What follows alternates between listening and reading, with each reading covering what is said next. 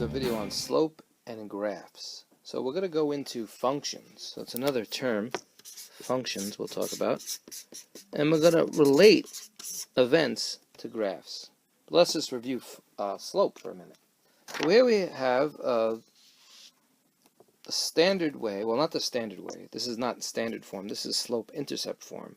So this is a linear equation, this represents a linear equation in slope-intercept form.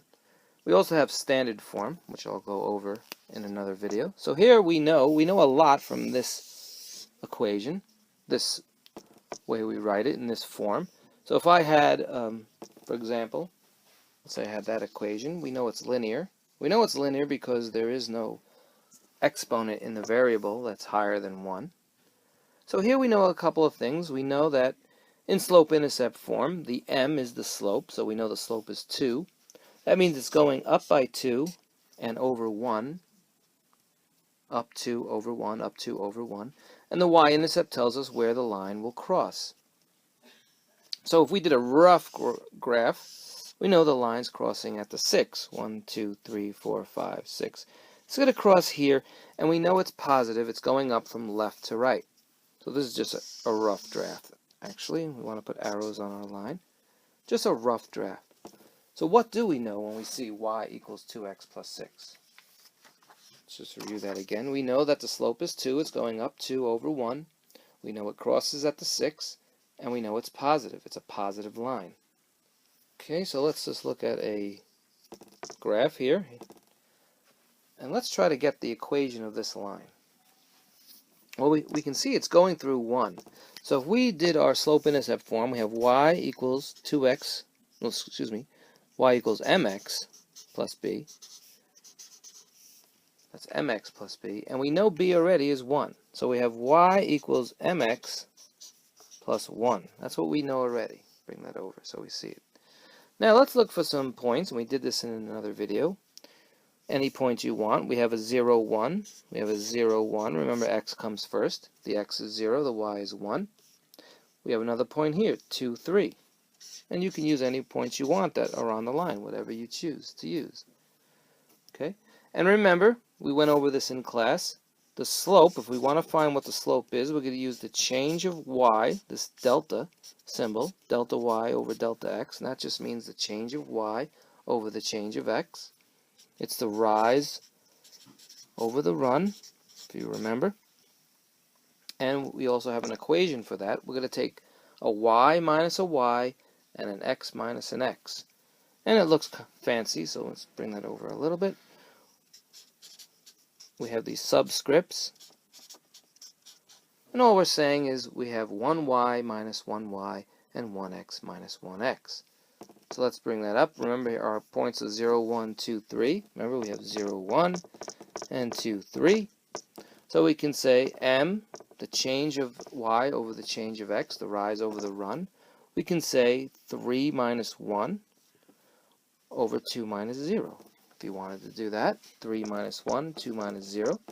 You could have also did 1 minus 3 and 0 minus 2. Don't mix the pairs, though. So we would have 2 over 2, and the slope is 1. Let's go back here. The slope is 1. That means that it's going up 1, over 1, up 1, over 1, up 1, over 1 each time. So our equation then is y equals, since the slope is 1, we don't have to put a 1, because 1 times x is x. And there's our equation. There's our linear equation. So whatever point is on this line, you can use. Whatever points are on the line, you can use. And we know it's positive. It's going up from left to right. If it was going down from left to right, it would be negative. So in this video, we wanted to go over slope. We also want to look at different types of graphs. So here's a type of graph here. Okay, can you see that? I think it was a little blurry. So this is a step graph. It's also called a staircase function.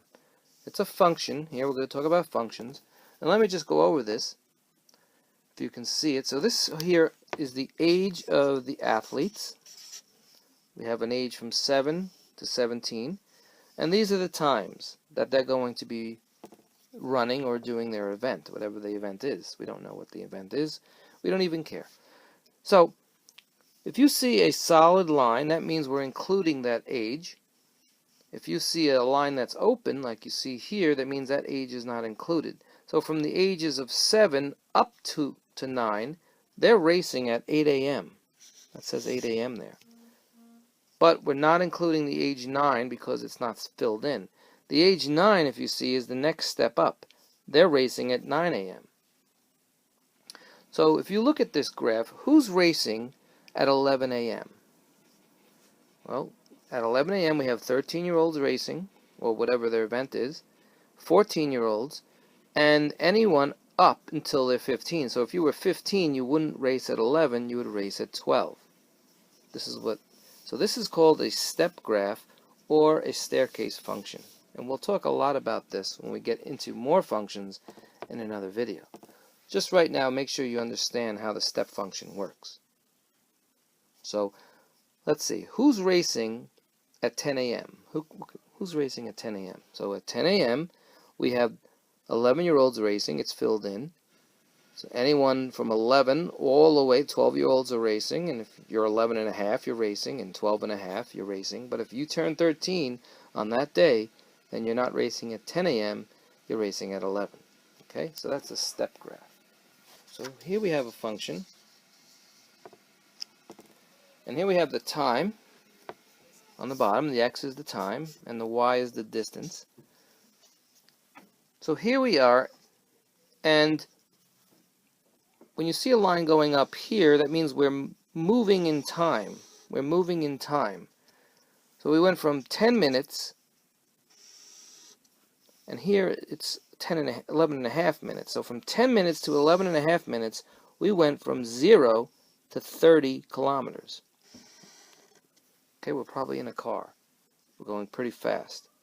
From 10 minutes to 11 and a half minutes, we moved up. Then, as you can see, time stops, because from 11 and a half minutes, well, this could be hours, minutes, or seconds. We don't know what it is. But from an 11 and a half to 12, time was moving, but we did not. Distance stopped. Time moved, distance stopped. So if time moved and distance stopped, that means that if we drove our car, we stopped for either half an hour or half a minute, whatever the case may be. And then we started moving again. So as you can see with these, we can show events. Moving, stopping, moving. So let's look at one. See, we're walking in the neighborhood. Time is the x, distance is the y. So from time 0, we just started. Maybe let's say this is our house. This is the house. And it seems like we're moving pretty quickly because we don't have a straight line. We have an exponential line here. So we're moving pretty quickly. Then we stopped. So this, you would explain this on a quiz that you stopped for a while, and then you started moving at a constant rate. When you have a constant rate, it's linear. Here we were going pretty quickly. We stopped at a constant rate. Then what do we do here? Looks like we stopped again. Now if we're going down, this is negative now. Now we're going back home. We're going back home. We stopped for a while, and then we quickly went back home. So that's how you would explain that type of graph. So let's see if you understand that. Here we have time and distance. You never want to have distance here and time here for this type of graph, because it wouldn't make sense. Let's say this was time, the y was time, and this was distance. That means that you're moving in time, and now you're saying as you're moving, but time's staying still. It's impossible. Right? So let's have this as time, which is the x. What is that there? And this is the y, the distance. So again, you left home, you're moving, you stayed put, you went back home, but then decided to stop for a minute. Maybe you stopped at a friend's. And instead of going back home, you changed your mind. You went somewhere else. Maybe you went to the deli, stayed for a while, and then went home. So that's how you would have to explain it on a quiz. One more thing, just to make sure you know what a We know what a positive line is, and make sure you know what a negative line is. Remember, from left to right, it's going down. This is negative. Just looking at this very quickly, though, you can see that the line will cross at the 3. 1, 2, 3. So we know from just looking at this equation, we could say y equals mx plus 3, but we also know that the slope is negative. So we would say y equals negative mx plus 3. Slope is negative because it's going down from left to right. And since we're here, let's make the equation.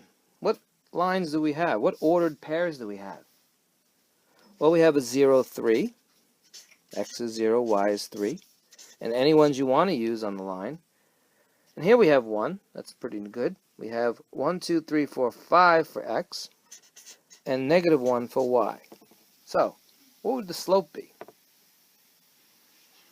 Okay, any pairs you want to use. Remember, the change of y over the change of x, the rise over the run. So if we wanted to do 3 minus 1, that's the y, 3 minus 1, then we have to use 0, 0 minus 5. And what would we get? So 3 minus 1 will give us 4, and this will give us negative 5. So that's the slope. So now, and review that if you didn't understand that. Our slope, we have our slope and we have our y-intercept. There it is, right? So we can say now that the equation so far is y equals negative 4/5 x plus 3. There's the equation. Okay, great job.